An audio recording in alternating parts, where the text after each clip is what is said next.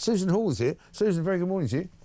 Good morning, Mike. Thanks very much for joining us. I mean, you last weekend were out and about at the Britannia Hotel talking to the women who were very legitimately protesting there, saying, you know, same thing as I'm saying. We don't know who these people are. You know, I've got no idea why we should be hosting them here. I've got no inclination to, you know, to welcome them into our society so that they can rip it all off. And just, you know, freeload off us. You know, when is it going to stop?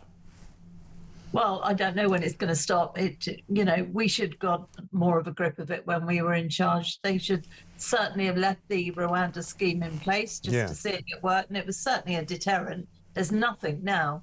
And for years, people like you and I, Mike, have been saying, why are we making it so appealing for them to come over? And you hear people on the television saying, oh, well, those poor things, they haven't got, you know, a penny to their name and all this sort of nonsense. Right. Well, how did they pay then to get the smugglers to get them in illegally?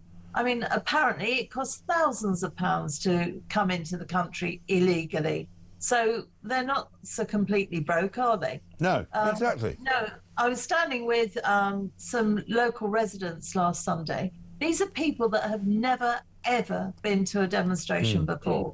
I've never been on a side. I've been to demonstrations with the police before, so not taking a side. But I have never been on a demonstration before. But I feel so strongly for these people, particularly mothers who just do not want their girls and boys, let's face it, just, you know, being around these people who they have no idea who they are, and they're all young men. Yeah, I know. It's absolutely ridiculous. And, I mean, there's going to be more demonstrations coming up this weekend, according to the Times front page this morning.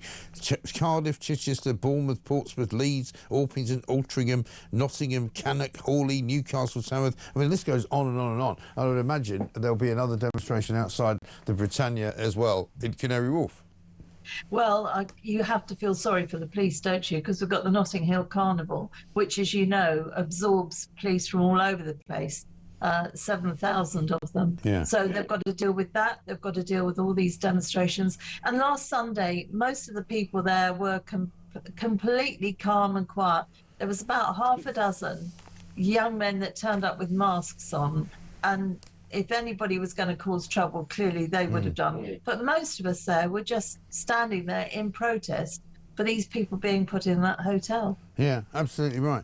Let's talk about what's coming up this weekend. Bank holiday weekend, of course. Notting Hill Carnival, which was almost going to be stopped this year until Sadiq Khan suddenly found £1 million to hand to the organisers to help them with their security budget, apparently.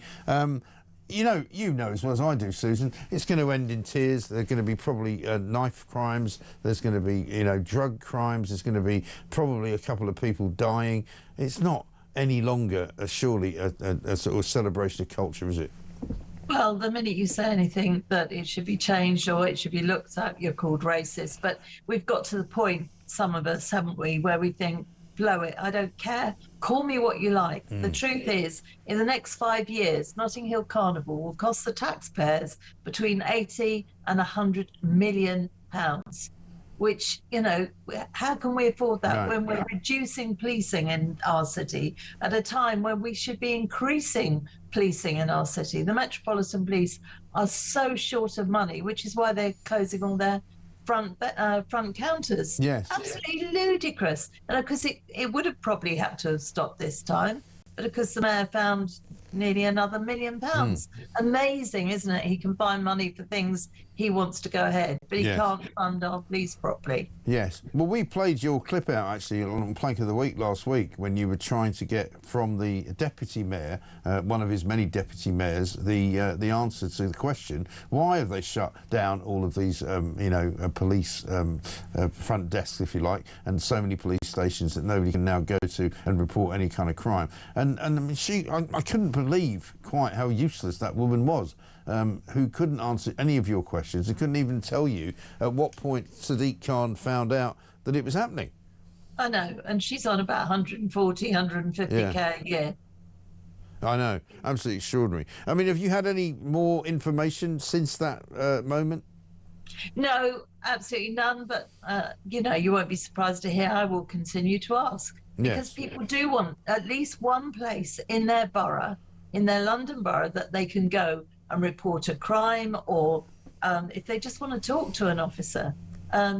You know, at the moment, I live in Harrow. As you know, there will be no front desk in Harrow. Hillingdon's my borough next door. There'll be no front desk there either. It's not good enough. Yeah. We pay our taxes. We should at least be entitled to a fully functioning Metropolitan Police Service. Exactly right. But we're also not told, like just this week or the week before, by Keir Starmer, that they were investing a load of money in police forces, and that you were actually going to have a named officer that you could get in touch with if there was a problem in your neighbourhood. You know, what's happened to that in London then? Well, he's living in cloud cookie land of Keir Starmer, isn't he? From smashing the gangs to that completely stupid useless woman saying more, we want more money in your pockets. I mean, they are so incompetent. It's not even embarrassing. It's horrific. We are absolutely careering into financial disaster, and then they don't even know what to do. They've had 14 years to sort out what they would do if they came into power, and look at the mess they're making of it. Oh, I know.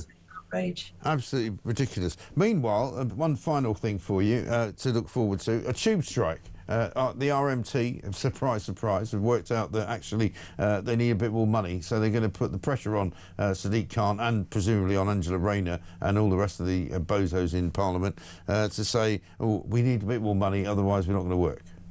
Yeah, the trouble is the Labour politicians are frightened of all the unions, aren't they? And let's face it, a lot of them actually get money from the unions for their campaigns.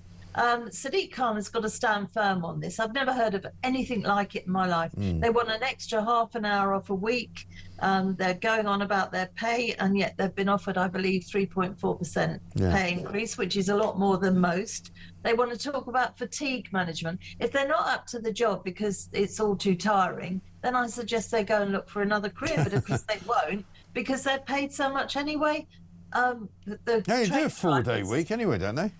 Oh, well, and then they're talking about extremes as shift patterns. Yeah. Well, from what I know is nurses do 12 hours a day. If they want to do shorter shift patterns, then they'll have to work a 5-day week. But no, they won't want to do that either. No. They're a damn disgrace, and Sadiq Khan has got to stand firm and just say enough is enough. Yeah, well, let's hope he does, but I'm not holding out too much hope. Susan Hall, great to see you. Thank you very much indeed. Have a lovely weekend. Assembly member, of course, leader of the Conservative group at the London Assembly, former mayoral candidate.